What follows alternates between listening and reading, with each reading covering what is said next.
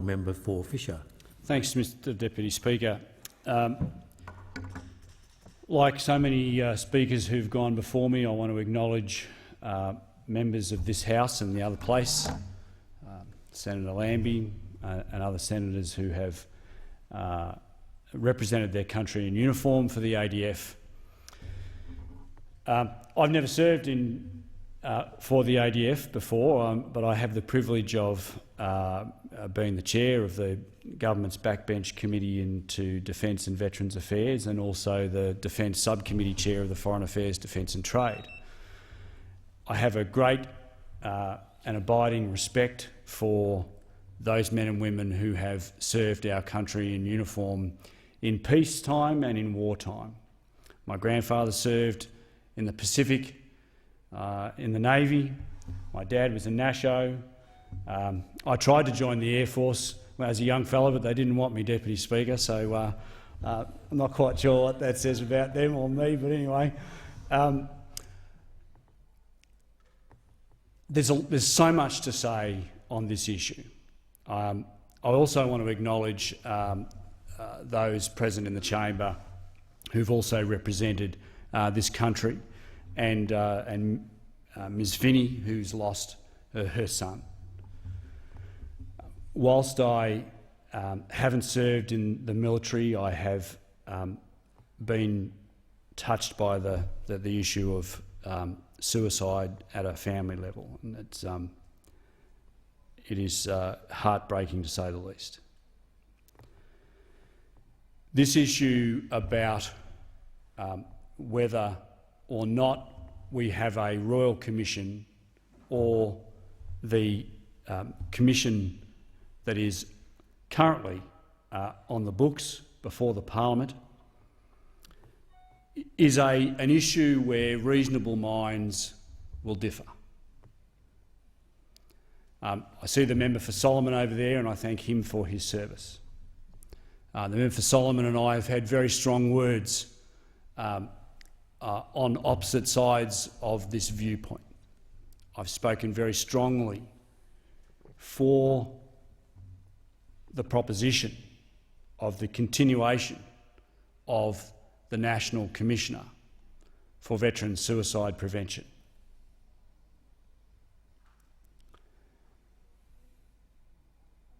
We do, despite, and I'm not here to say that Veterans Affairs is without blame or that it is a perfect organisation.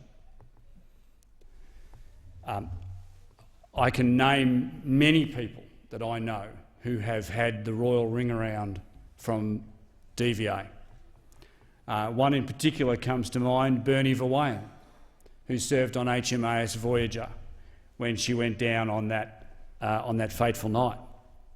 Bernie had the right royal runaround from the Commonwealth for many decades, in fact. And the fact that he's still with us today is testament to his strength of character. Another one is Kevin Beazley, who I have taken the fight for as a member. He is a constituent of mine, as is Bernie Verweyen.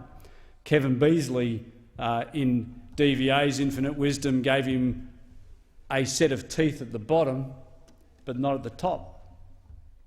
I don't know what you're supposed to do with one set of half teeth, and I'll continue to fight for Bernie on that issue.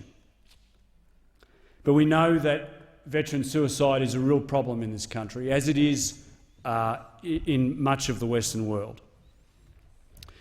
We know that since 2001,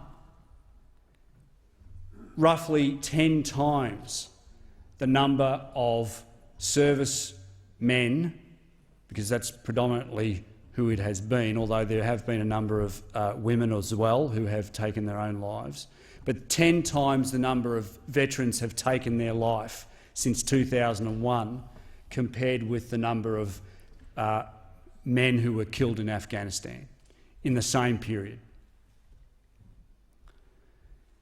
It is clear that there is something terribly, terribly wrong.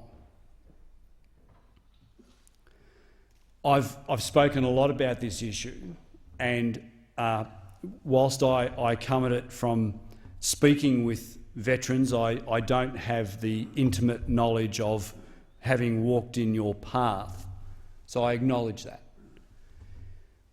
But what veterans tell me is that transition from military life to civilian life is very difficult for some. That sense, or that loss of the sense of tribe, of purpose, is very difficult. And for some, it is unbearable.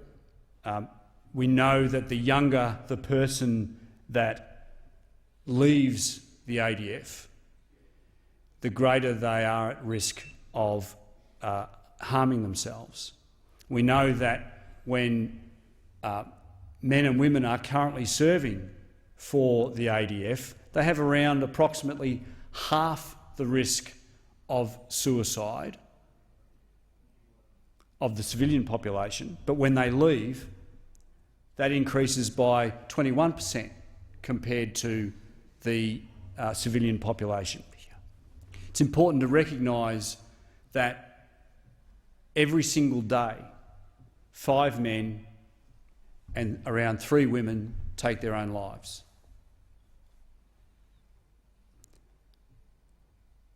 And for every person that takes their life, there's around about 24 people that attempt it. These are extraordinarily sobering figures. It's wrong to suggest that DVA is the enemy of veterans.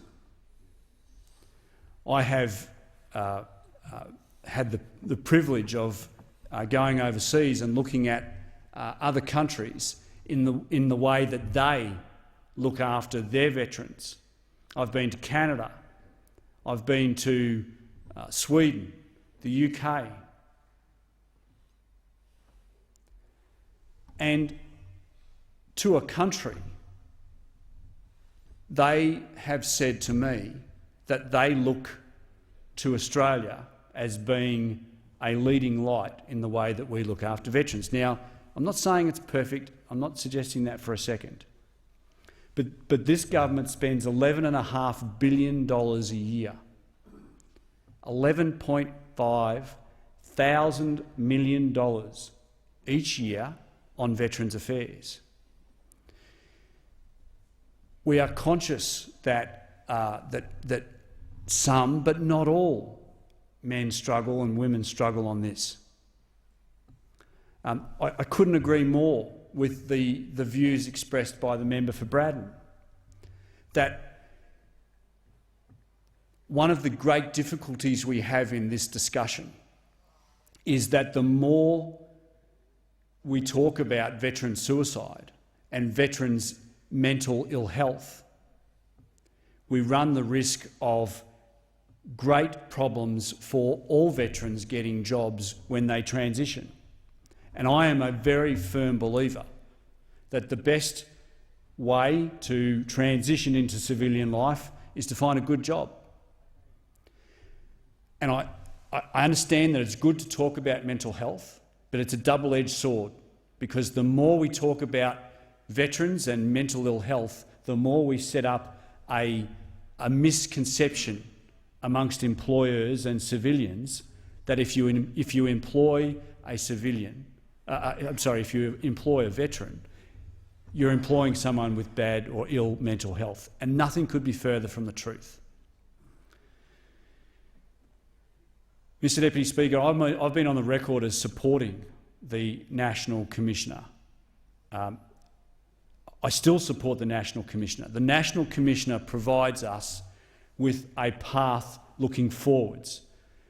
A Royal Commission will look backwards. Unfortunately, this issue, like many others in this place, has come down to politics. I think it's sad, but I recognise that at all times we must keep the interests of veterans at the forefront of our minds.